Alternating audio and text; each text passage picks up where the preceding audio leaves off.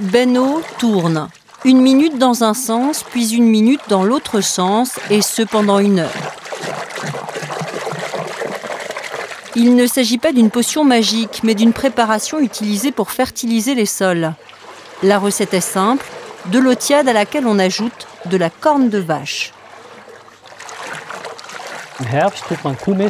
À l'automne, on met du fumier de vache dans une corne de vache. Cette corne est enterrée dans le sol. Au printemps, on déterre la corne.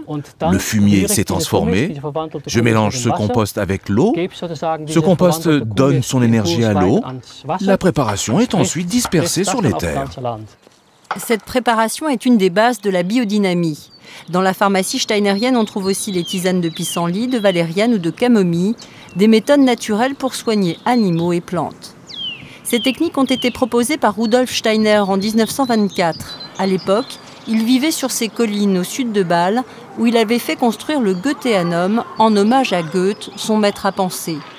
Les années 20, c'était les débuts de la chimie en agriculture. Steiner pressentait déjà les dérapages à venir. Il indique clairement, Steiner, dans certaines de ses conférences, que si on donne de la viande aux vaches, ça leur montera la tête et elles deviendront folles. Si on continue à traiter les abeilles tel qu'on le fait, de manière aussi radicale, on va aller vers une dégénérescence complète et peut-être une disparition des abeilles. Des choses qu'on voit aujourd'hui, malheureusement. Hein. Il n'a pas prédit ça, mais il disait que si on continue tel qu'on le fait, on arrivera à détruire en fait, les animaux domestiques et les plantes.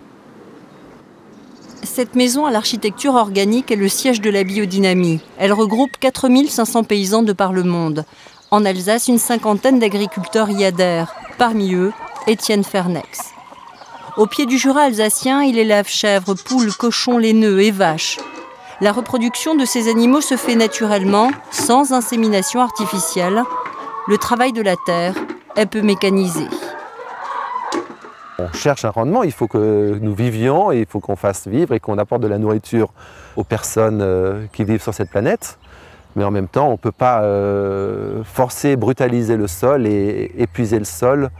Donc on essaie aussi de garder une fertilité qui va durer ou qui va s'améliorer d'année en année pour les dizaines et les centaines d'années à venir pour nos enfants et nos petits-enfants.